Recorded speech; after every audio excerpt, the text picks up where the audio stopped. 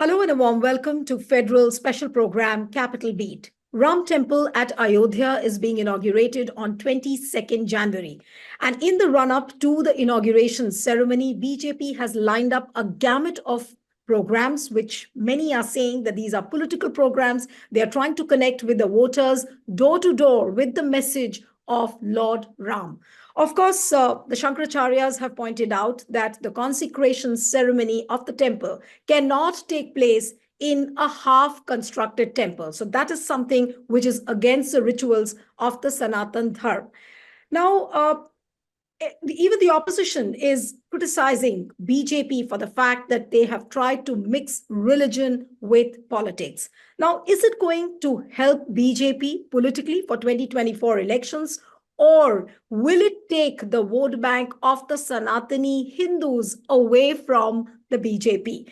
Joining me now is Sudheendra Kulkarni, renowned author, columnist, someone who's worked very, very closely with former PM Atal Bihari Vajpayee and LK Advani. So thank you so much for joining Mr. Kulkarni on the Federal. And my first question to you is that have you also got the invite for the inauguration ceremony? Are you planning to visit Ayodhya? No, I have not got an invitation. Okay. But coming to the way things have been projected as far as the Ram Temple inauguration is concerned, the first question which I really want to ask you, and because you have worked with LK Advani very, very closely, people remember the entire Ram Temple movement because of the Rath Yatra which Advani ji embarked on. So he was in a way the real hero of the Ram Temple movement. Now that hero was extended an invite, then under the media glare, he was being told to stay away. And not only him, but also Murli Manohar Joshi. Now, what does this really show about the character of the VHP, the Ram Mandir Trust, and also of the BJP? I learned that an invitation has subsequently been extended to Sri Advaniji, and that Advaniji is attending the inauguration ceremony, the Pran Pratishtha. That is a separate issue. And I would like to begin by saying that at long last, the temple is being inaugurated. And as Atal Bihari Vajpayee had famously said in Parliament, Ayodhya में राम मंदिर बनना ये राष्ट्रीय भावना का प्रकटीकरण है. Of course, he was criticized by some people on the Congress and secular side. But fact of the matter is that a majority of Indians today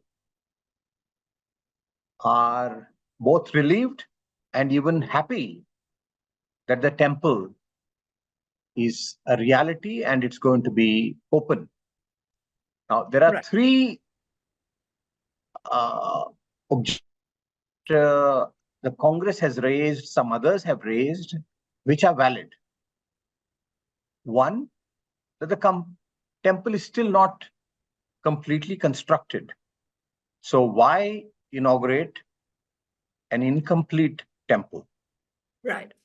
The second objection is that why advance the date of opening of the temple to January 22, and why shouldn't have been done when the temple was complete, or at least on Ram Navami, which is the birth, the Jayanti or the birthday of Lord Ram, which falls in April. So is it being done to gain electoral advantage in the 2024 elections? Obviously, that seems to be the purpose behind having the ceremony on January 22. The third objection is that the entire ceremony has turned out to be a BJP RSS event, which should have been avoided. Because Ram is a national symbol. The people on the ultra secularists may not agree with what I am saying, but Ram is indeed a symbol of the idea of India. He is symbol of Indian culture and civilization. And throughout history, not only crores and crores of Hindus, but even non-Hindus have held him in high regard. And therefore, this ought to have been a day of national unity and national reconciliation, which Absolutely. unfortunately is not happening. But Mr. Kulkarni, when you say that, this is something which in a way has been associated with the nationalism, it's a national pride that the Ram temple has been constructed. But even then, the manner in which BJP has projected the entire the inauguration ceremony, in the run up to the inauguration, the whole lot of programs which have been lined up, they seem to be more polarizing than uniting. Wouldn't you agree with this? As I said earlier, this event has been timed to gain maximum electoral advantage for the BJP, which ought not to have been the purpose of opening the temple at all. Time and again, many leaders of the BJP themselves have said that we do not want to politicize this issue and we do not want to use this for saying is one thing, but what they are actually doing is quite another. Not only the date itself, but even the run up to the opening of the temple clearly shows that the BJP has made this a political issue to gain maximum advantage in the elections. But this is one aspect. Look at the opening only from this angle, because as I said earlier, Ram temple and the construction or the reconstruction of the Ram temple is fulfillment of the aspirations of a majority of Hindus, and also something that a lot of non-Hindus, even Muslims, have welcomed. Therefore, despite some shortcomings,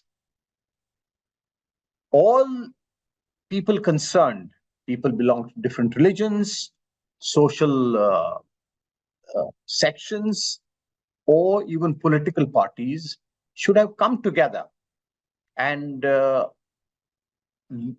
viewed this event from a positive approach rather than once again making it a controversy. Right. And of course, while the BJP is to blame, I think that even the Congress ought to have taken a positive approach rather than a boycottist approach. Right.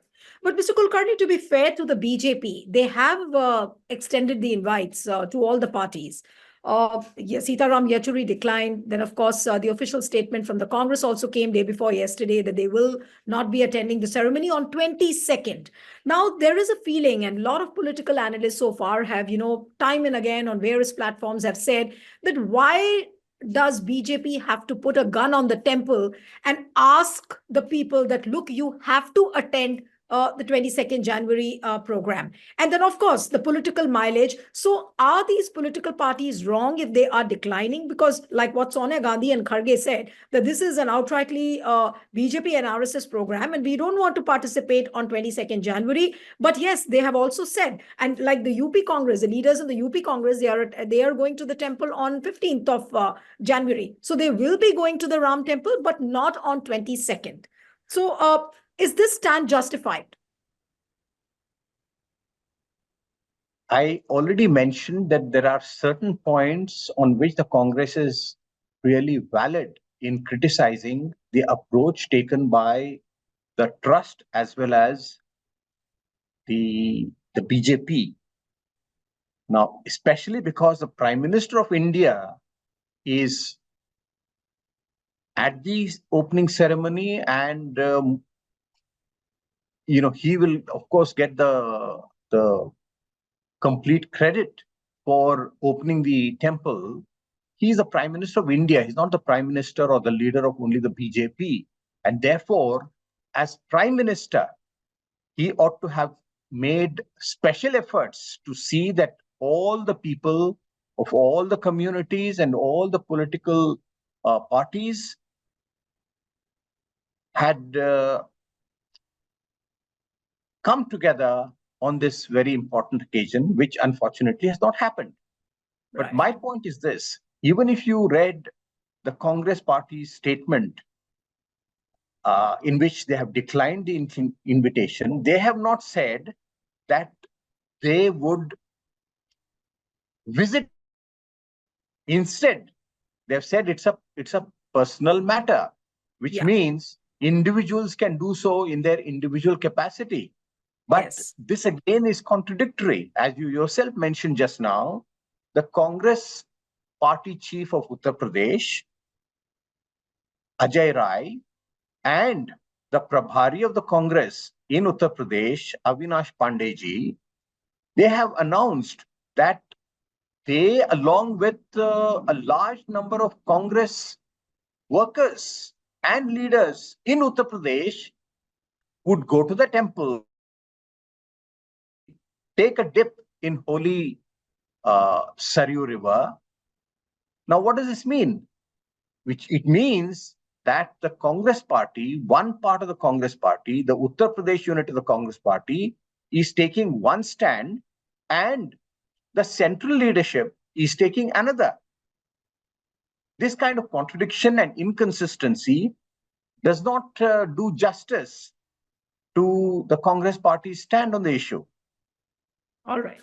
But also the propriety or the impropriety of Prime Minister Narendra Modi, inaugurating the temple. Now, I want to ask you honestly, had it been for Vajpayee or had it been for the Advani era, and were they relevant at this point of time, uh, would they have inaugurated or would they have asked the Shankaracharyas to do this inauguration? My guess is that the fact that the Prime Minister is attending or participating in the opening ceremony, that itself is not objectionable. After all, we should remember that when Somnath Temple was inaugurated after its reconstruction in 1950 or 51, India's then President, Babu Rajendra Prasad, attended the ceremony, and in his presence, the temple was reopened. So the mere presence of the Prime Minister of India at the opening of the Ram Temple is not objectionable, and in itself, it is not anti-secular. Right. What Vajpayee ji would have done, what Advani ji would have done, having worked very closely with both of them, I can say very confidently that they would have made every effort to make it a national event and not a party event. They would have taken all sections of society and Right. all sections of the political establishment to participate in this, and that would have been a befitting way to open a temple in the name of Lord Ram. Right. But what about the Shankaracharyas being sidelined? There have been video clips of the Shankaracharyas, making no bones about the fact that a half-constructed temple cannot be, inaugurated like this. It is against the sentiments of the Sanatan Dharma. Now, is Prime Minister completely unmindful of this, or he thinks that we need not pay attention to these things because they are trivial? What do you think is the mindset behind doing it? I'm not an authority on Sanatan Dharma, although I believe in the basic tenets of Sanatan Dharma. I am not an expert on how a temple is consecrated. If the Shankaracharyas have a certain point of view, that should also be listened to. But I would say that still there are about 10 days left, and every effort should be made to involve the Shankaracharyas in the in the important occasion of reopening or opening the reconstructed temple at Ayodhya.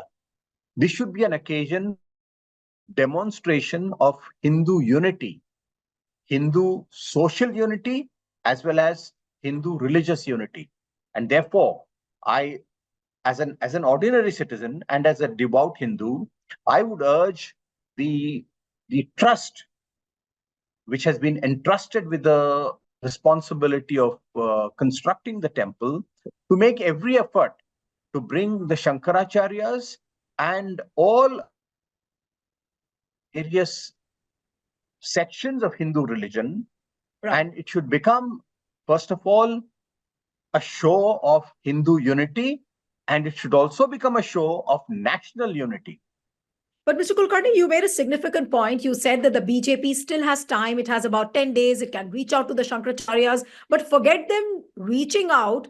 There are all sorts of, memes. There are all sorts of vituperative words being used against the Shankaracharyas, projecting them as anti-Hindu. Now, whether we say that this is the BJP IT cell which is doing it, or it is or the right-wing bhakts which are doing it, but then the Shankaracharyas, the kind of language which is being used for the Shankaracharyas is really abominable. Now, how You, can one really support this? you are very right.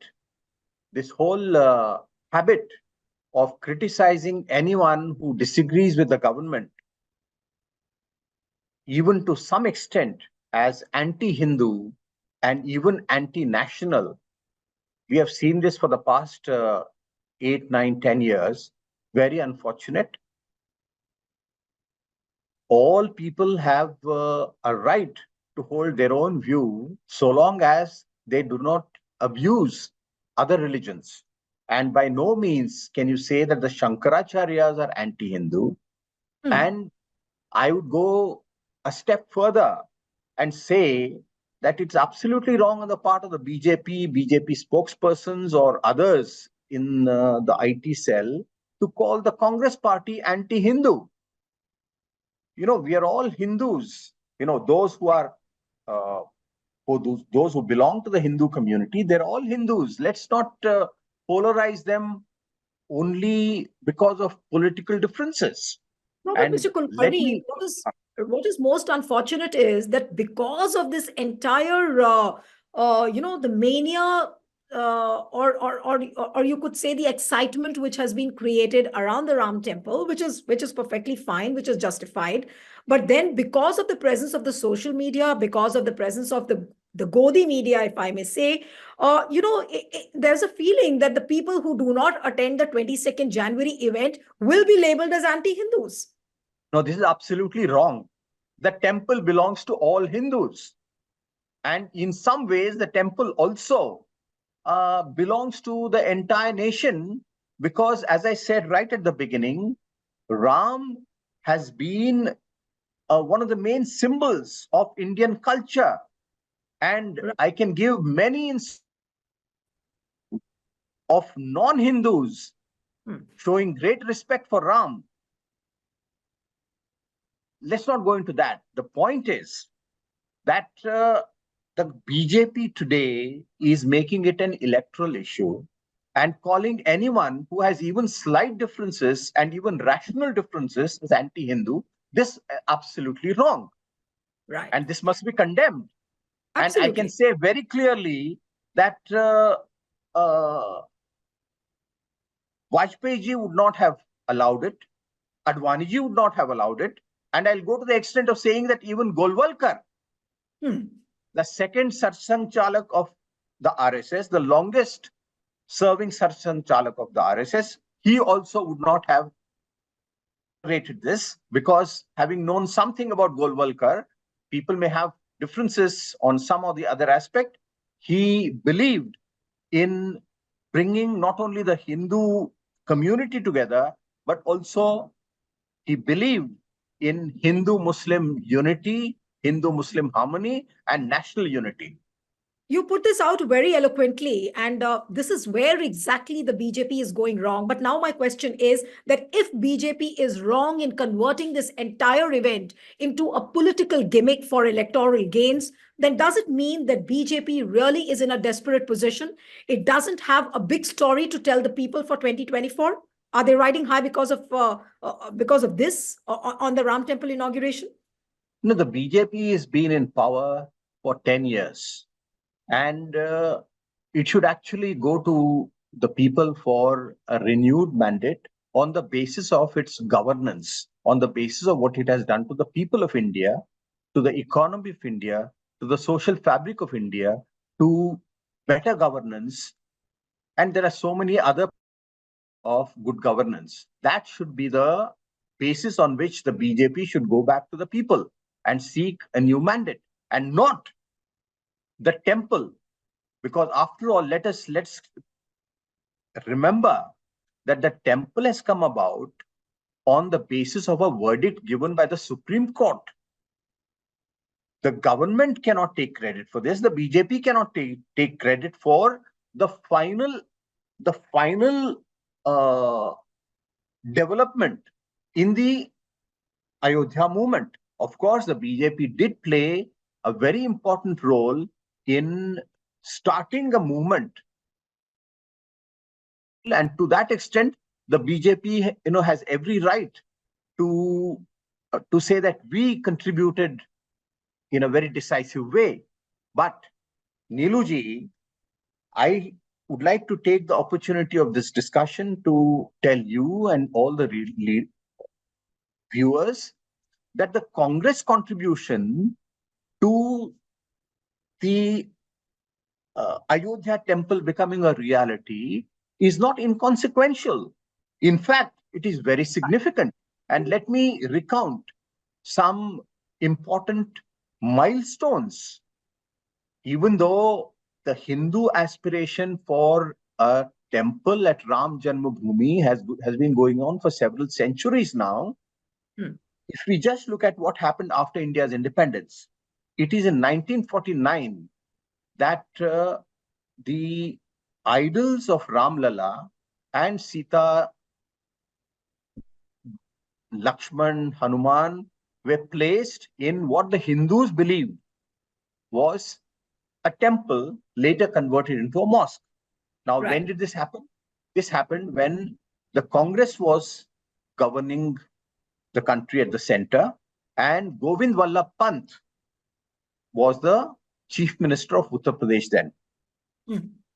Come to 1986, the locked doors of the Babri Masjid, where these idols were kept, were opened. When did these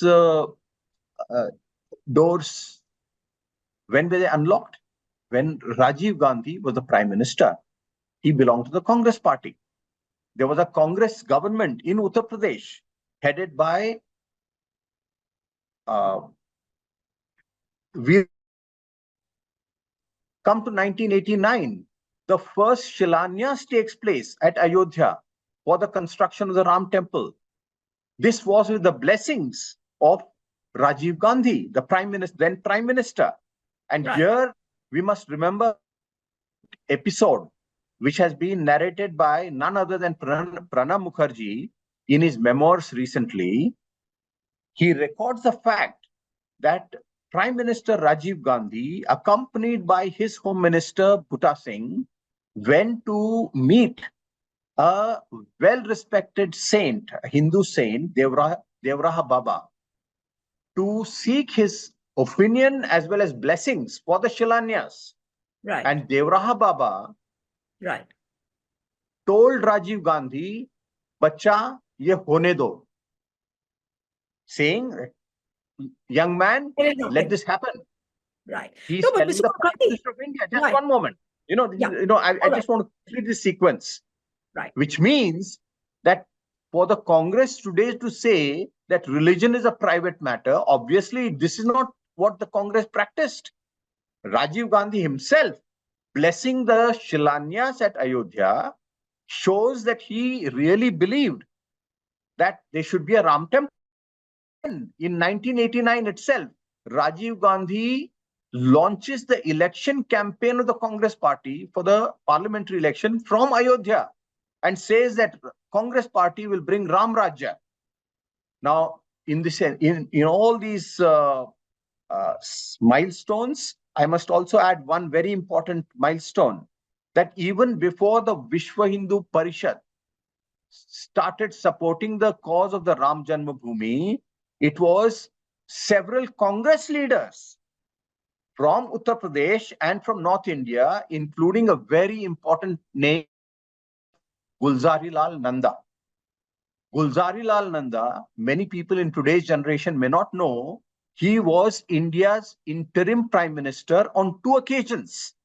He was a very senior leader. He was senior minister in the cabinets of Nehru, Indira Gandhi. Now, he also supported the cause of the temple at Ram Janmabhoomi. So, I'm saying all this just to show that the Congress, right from the beginning, has been in favor of a Ram temple at Ram Janmabhoomi. Why is today's Congress party, led by Rahul Gandhi, Sonia Gandhi, Mallikarjun Kharge, not taking credit for this? They should be taking credit for this rather than being apologetic. Right. No, it's very clear that, maybe the Congress's stand is incorrect at this point of time, despite the fact that they've done so much for the Ram temple. They've not been able to spell it out eloquently. They've not been able to, put it out on the social media as well.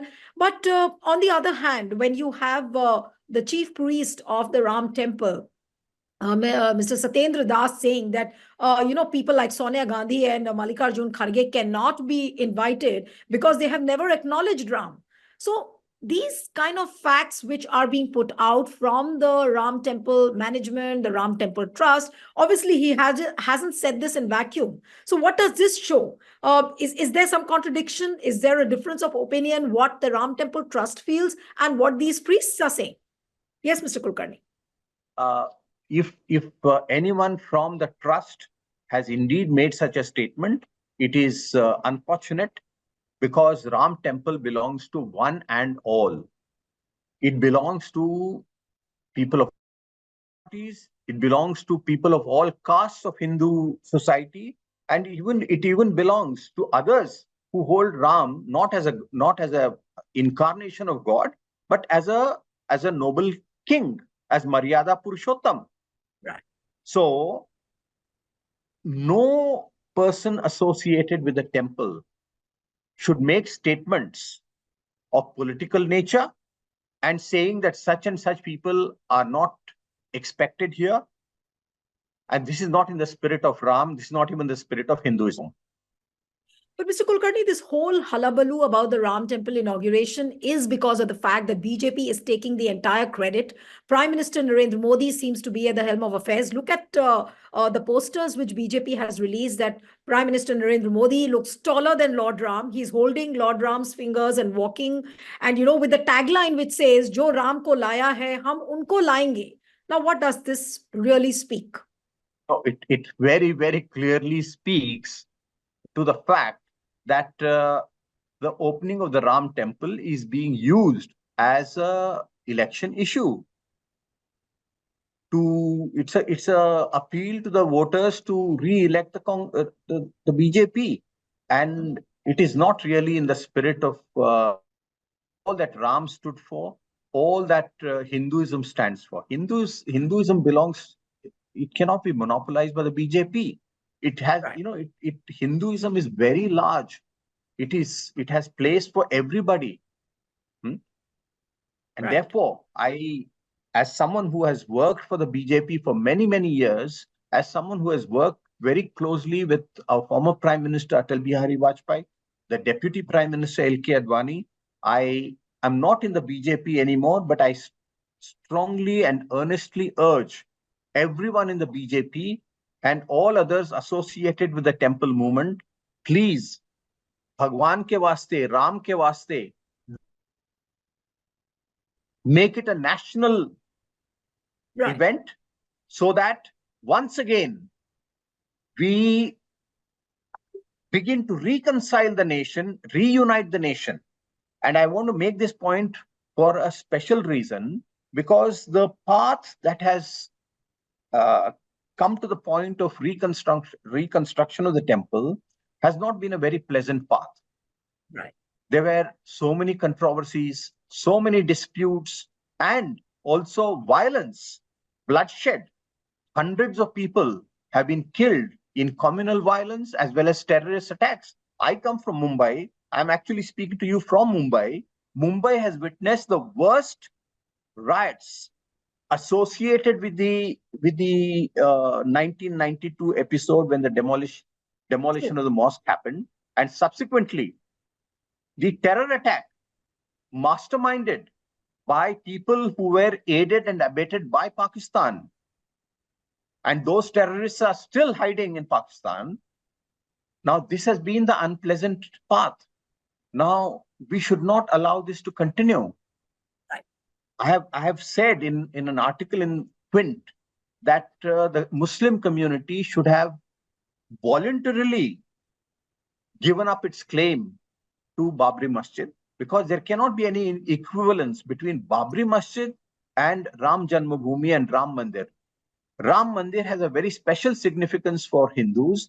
Babri Masjid simply could not have had the same significance for Muslim community. Muslim community therefore lost a very important opportunity and made a mistake, and that has created a gap, a divide between Hindus and Muslims. And now is the time. Now is not the time for Hindu triumphalism. This is the time for Hindus and Muslims to be brought together again so that India becomes strong. India's strength lies in its unity.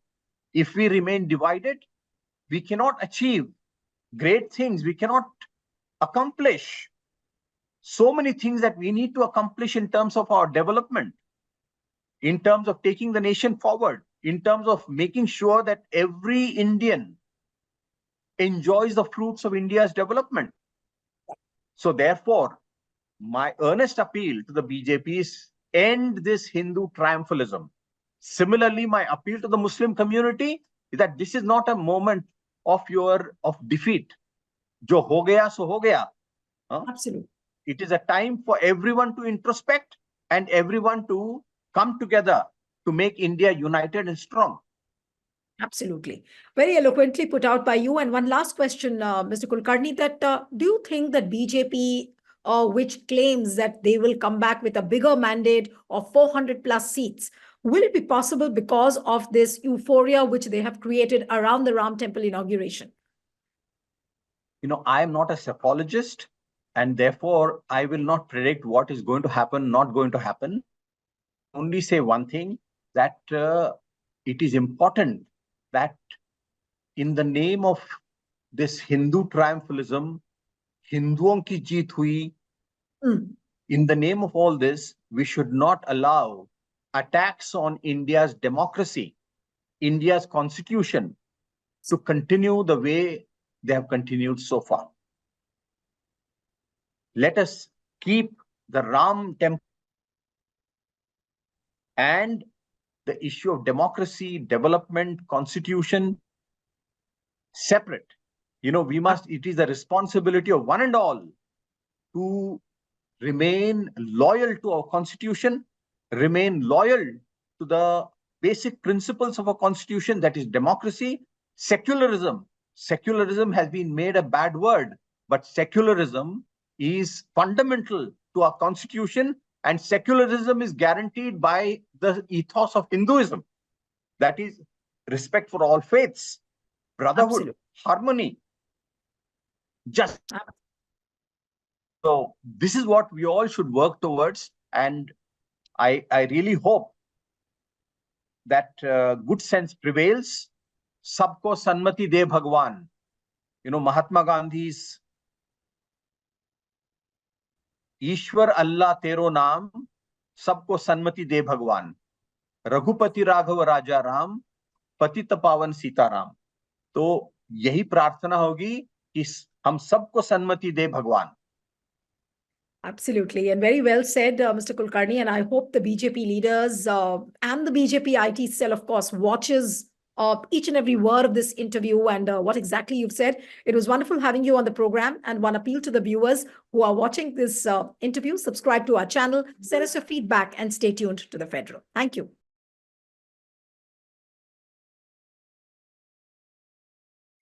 Subscribe to The Federal's YouTube page for more news and updates.